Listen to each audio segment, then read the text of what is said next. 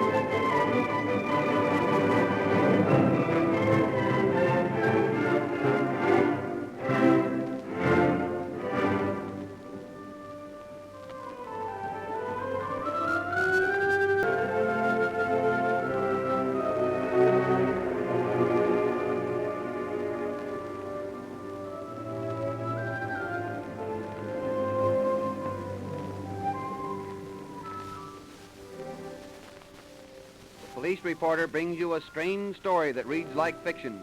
Nevertheless, it is true in every detail.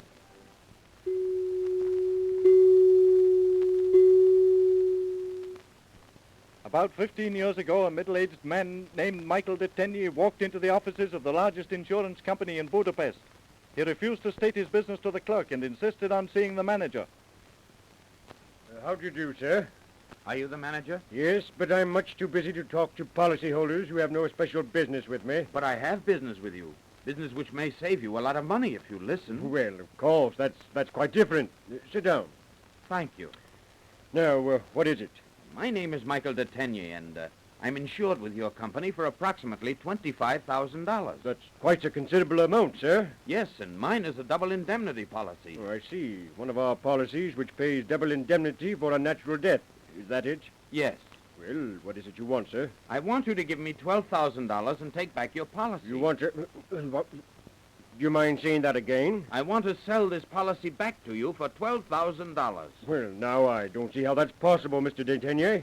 No? Not when I'm offering you a good business proposition? Even if it were a good business proposition, I could not accept it. It's against the rules. Then I'd advise you to change the rules. Because that policy is all I have in the world, and my family are going to collect on it. You mean if we don't give you the $12,000, you'll commit suicide? Certainly not. Do I look simple-minded? My family receives nothing on this policy if I commit suicide. I'm glad you understand that. That's quite correct. But if I die an unnatural death, they collect $50,000. That's correct, too, isn't it? It is. Then unless you give me the money I've asked for, I'm going to die an unnatural death, and you'll be the loser by $38,000. My dear sir, how can anyone deliberately set out to die an unnatural death? It's impossible. How do you propose doing it? That's my business. Now, do I get the $12,000 or don't I? As I've told you before, your proposition is absolutely against our rules. We can do nothing for you. Then you won't even consider it? I'm sorry, most emphatically not. That's all I have to say, then. At least I've warned you. And you may believe me, sir, we'll heed your warning. And when your death is reported, if it is, we shall investigate thoroughly and see if there's anything at all suspicious. And if it looks like fraud in the least way, your heirs will have difficulty in collecting. When my death is reported, rest assured there'll be no doubt in your mind about its being unnatural. My good man, you can't bluff this company into paying. Bluff? You'll find this is no bluff. Watch the papers for the next few days. And don't forget my name. It's Michael Detenier. Good day, sir.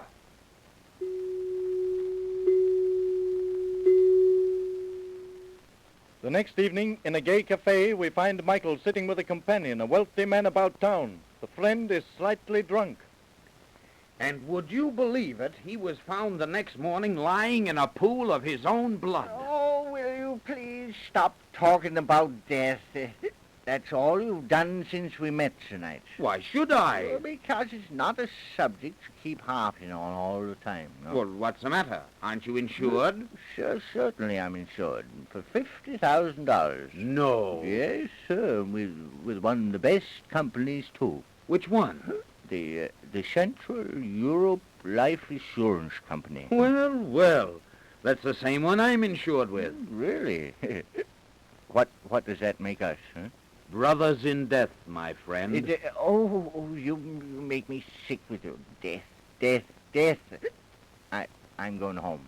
You don't like my company? Not tonight, Michael, I don't, no. I came out to enjoy myself, to spend a pleasant evening, and all I've heard from you is death and insurance. No, Henry. Don't run away. Well, you promise you won't talk about it anymore, hmm? All right. I'll promise if you'll stay. Do you mind if I talk about insurance? Well, if you must. It's not as gruesome as the other anyhow. Go ahead. How would you like to have your wife collect your $50,000 insurance right now? Oh, not a chance. Not a chance. No, I'm not sick, and I expect to live.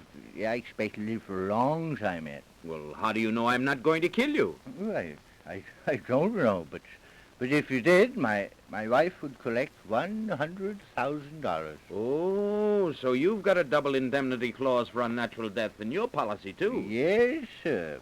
I'm going to do you a favor. I'm going to kill you. Yeah, don't do me those kind of favors. And incidentally, do myself a favor, because then I'll hang and my wife will get double indemnity, too. Really? Won't that be nice, huh? I think so. Cheerful little fellow, ain't you? I'm going home. No, you're not. You're not going home tonight. But my wife would be awful mad if I don't go home. I gotta go, yeah. No, you're not. You can't stop me. Yes, I can. Well, how? I'm going to kill you. Michael, I'm sick and tired of listening to your foolishness. You wouldn't do This anything isn't foolishness, and you've heard the last you're going to hear in this life, my friend. Put that gun down, you fool. Put that gun down. You can't. So long, my friend. You can't. I'll be seeing you soon. Don't do anything like that.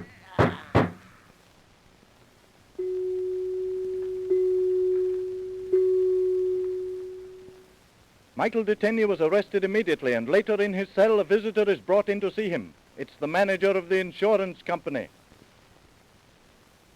Mr. Detenier, you remember me, don't you? Well, yes, of course. You're the manager of the insurance company. Yes. I want to help you. Help me? How can you help me? I want to get you a good lawyer. Oh, no, you don't. I'll defend my own case. They'll hang you if you do. I hope they do. You mean you want to hang? Not particularly. But it's better than going on living without hope or money. Oh, come now. Let me get you a good lawyer. We may be able to free you of this charge. How can I be freed? I shot a man in cold blood. Shot and killed him in front of 100 witnesses. Good lawyer can always find a way, you know. He may be able to save me from the gallows, but supposing I should draw a life sentence. Even a life sentence would be better than death, wouldn't it? Not for me, it wouldn't. Then you won't accept my offer? I made you an offer once, remember? You turned my offer down, and now I'm refusing yours. You're doing a very foolish thing. It's very kind of you to want to help me, but I'd rather you wouldn't. If I die, at least I leave my family provided for, since your company will have to pay them $50,000. So, all this is just a scheme to cheat us. I'd hardly call it that. After all, I'll be able to cheat your company only once this way. You'll not succeed, not even this once. You've already cost us $100,000 with your murder. And if the jury brings in a hanging verdict, it'll cost us another $50,000. It's too late to cry now. I didn't think you'd do anything as rash as all this. Well, it's done. Now get out of here and leave me alone. You're not hanged yet. But I will be. You think so, do you? Yes. Don't be so sure of yourself.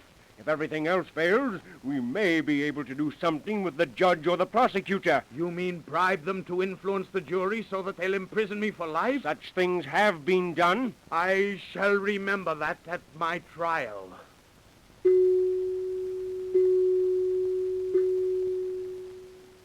A few weeks later, Michael Detenier stood trial for the murder of his companion.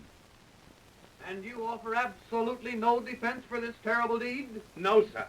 You mean that you killed your friend without reason or excuse? Yes, sir. Your worship, this man is insane. No, I'm not, your worship. I'm perfectly sane. If you don't believe it, let your experts examine me. Then you must have been drunk. I wasn't drunk. I knew exactly what I was doing. But there must be some extenuating circumstances. There was nothing of the kind. We were sitting at a table in the cafe when I pulled my revolver and shot him. On the spur of the moment. No! I fully intended to kill him when I made the engagement to go out with him. And you had absolutely no motive? No, sir. Oh, such an act is unheard of. Mr. Prosecutor, Yes, Your Worship. are you trying to defend the prisoner or prosecute him? Your Worship. How can I possibly prosecute this man when he refuses to defend himself? It's an unusual case, Mr. Prosecutor, and I can only warn the defendant that he is doing nothing to help himself. But I am, Your Worship. I'm doing everything I possibly can. As nearly as I can see, you're doing your utmost to put your head in the noose. Yes, Your Worship. But why? I don't want to live. Life holds nothing for me. So you want to die, huh? Yes, I do. Do you think I have no heart or conscience? Don't you think I'm sorry for what I've done? Oh, why do you have to torture me? Can't you let me pay my full debt to society and be done with it? If you're so anxious to die, why haven't you committed suicide? It didn't suit my purpose. And shall I tell this court why it didn't suit your purpose? Because if you had committed suicide, your family couldn't collect on your insurance policy. Since you're so anxious to tell the court the why of everything, perhaps they'd be interested in hearing why you so persistently refuse to prosecute I me. object, Your Worship. It's because the insurance company has made it worth your while not to. Gentlemen, I consider these matters entirely irrelevant to the case in hand. I'm sorry, Your Worship. Proceed, Mr. Prosecutor. Will the clerk please read the prisoner's last relevant answer? I don't want to live. My life holds nothing for me. Well, Detenier, since you object to the vigor of my attack, I'll attempt to make it more to your liking. Thank you. You just mentioned that you don't want to live. Perhaps your victim wasn't as willing to die as you are. He wasn't. He wanted to live. And you shot him down in cold blood. Yes. You coldly, calmly planned the murder of your friend, then carried the plan into execution. You've admitted no motive, no reason for this act, but you say you're sorry and you want to die. I sincerely hope the gentlemen of the jury will grant your wish. That is all.